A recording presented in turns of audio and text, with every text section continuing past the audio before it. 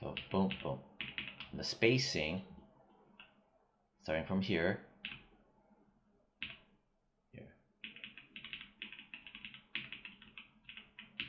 so let's say boom here, I can jack it forward. And let's see what that does. And I also broke the tangents. Let's see what that did. See? Now we're messing around with the spacing. Timing is all the same, it's 3 frames, but the spacing is different now. Right? All because I just cranked this more forward. And then this one, let's crank it some more. So we get some variable spacing. So it makes it more unpredictable. And here, let's crank that forward.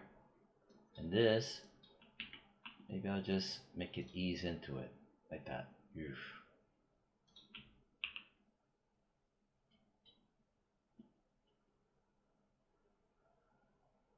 And maybe at the last part, maybe I'll crank that more too, like that much more. Let's try it out. That felt forced. So you just go in, undo it. Alt and V as in Victor to play it.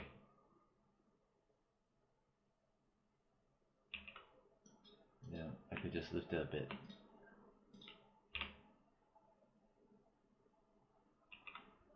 See? Okay. So I just want to talk about that. And then I also want to mention about how the rotations. So, for example, right here, if I click on the blue, that's my center of gravity, right? Here's my center of gravity again.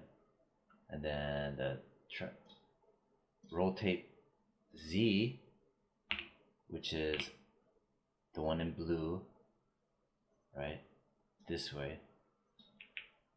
And you notice,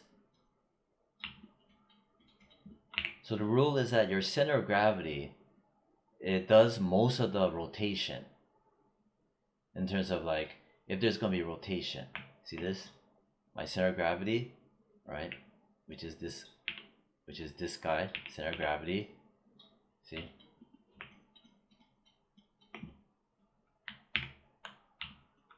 So when you approach the animation, like I kept on mentioning, your center of gravity is the one where it's the main driving force.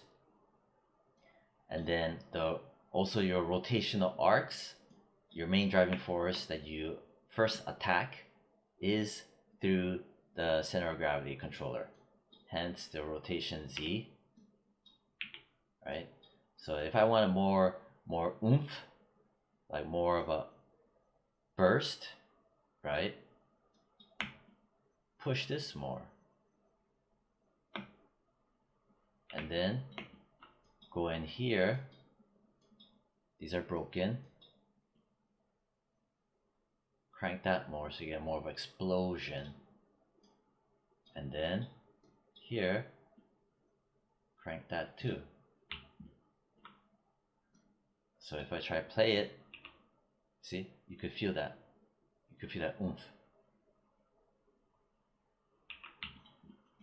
And then this one, right? Maybe I'll crank that more, like this much. And then, since these are broken, I'm going to jack that up. And here,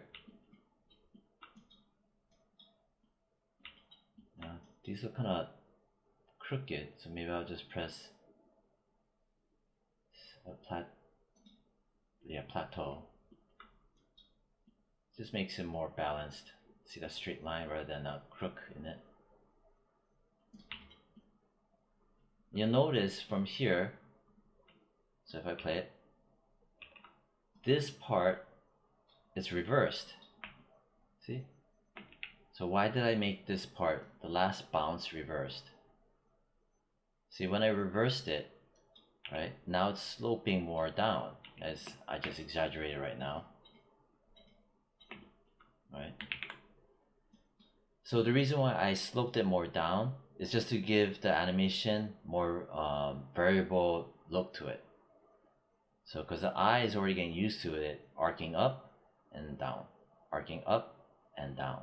And just to kind of throw off the audience, I'm gonna have it kind of tilting down and then land, just to give it more spice. Maybe like that.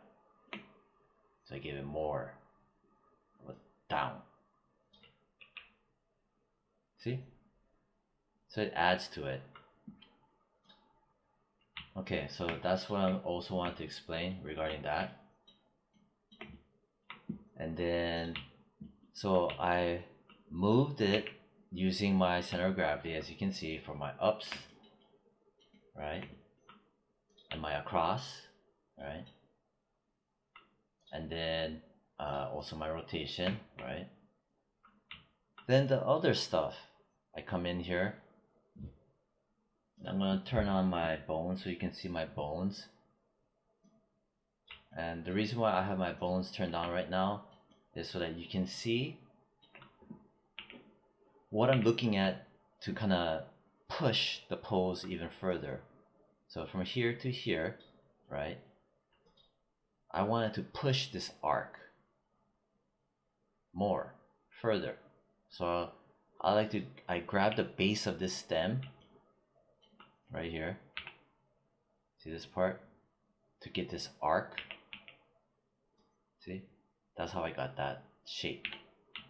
And as you can see, the reason why I turned on the bones is so that you can see where it's splitting off. See right here? From here, it's splitting off and splitting off here. And my controller is here, so I know that I can get a stronger pose by cranking on this. See that? Because when you're first learning, you might get confused as to what the hell am I gonna pull on.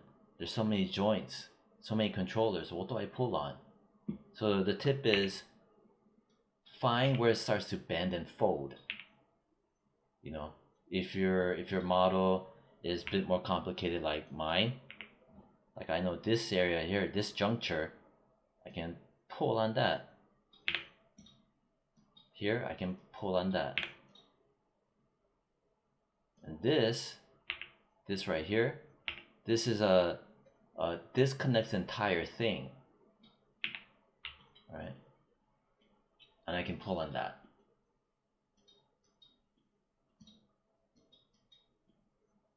So let's say I can grab this, right? Which I already did. You can see that over here it's been pushed, right? Because if I were to drop this down to 0, and how would I drop this down to 0 to show you the default? You grab the keyframe, and then here, this is 13, meaning frame number 13. This is the height, or the value. It rotated 1.5-ish degrees, which you can see here. If I drop this down to 1, you could see the change. If I drop this down to 0, you could see it change, which it changed right now. And you notice it's still doing these wobbly looking things. That's because controllers, right, they're broken and they've been cranked. See that? It's been cranked. So I can grab it and I can just flatline it. I can grab that and this.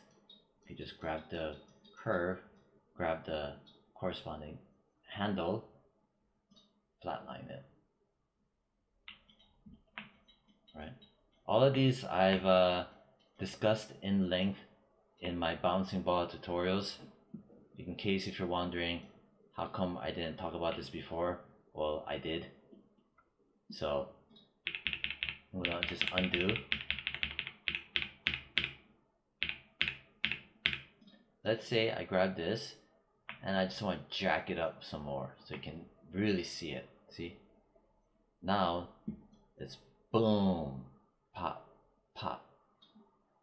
And then I can go in, crank on that handle, and go in between the frame, the curve. So for in between, I can crank on that. Let's see. See? More of a pop. Pushing the pose more. Pop.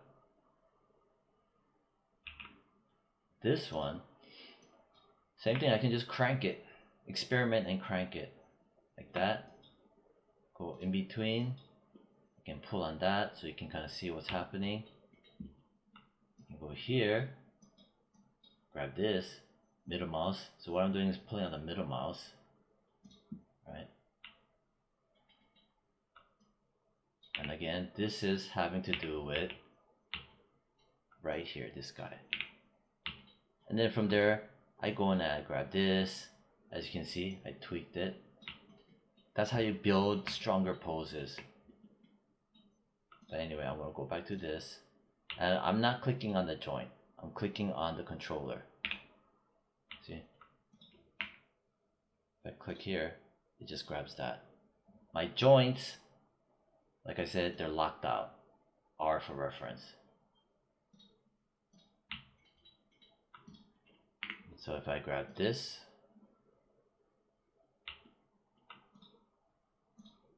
and then I push that, alright, then this part, you can also push that. I pushed it some more.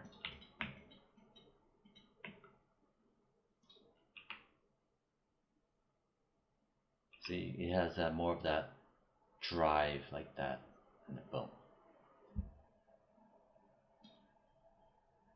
And then from there, I can grab these, right? They branch out, and I can pose it some more, which I already did a lot. See, stronger, weaker, weaker. I can push it like that. See, before, after. And then maybe push it some more if I want. Then correspondingly, crank on the arc. Oof. I crank on that. And when I lift it, I hold shift so it doesn't shift over to this side or that side. Right? Hold shift and left middle mouse.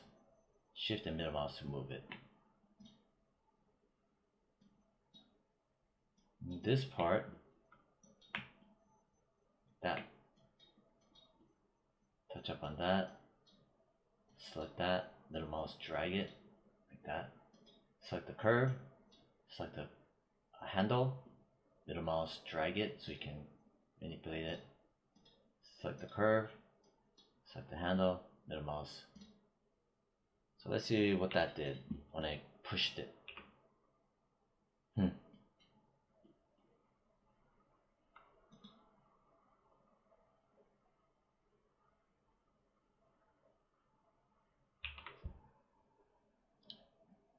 So that's that part. So those are some of the inner workings I've done. And then these, some of these I pushed, right? Some of them I left alone. You know, you don't have to go and move every one of them, because if it hurts the pose, see? These are just like minor in terms of the end result. I mean, you can, but it's just, I guess, not really necessary. I mean, hell, I'll try it out. This here is this joint. See? So I can crank it. It starts to look ugly over here because it's pulling on everything, stretching it. So that's why I kind of left it alone.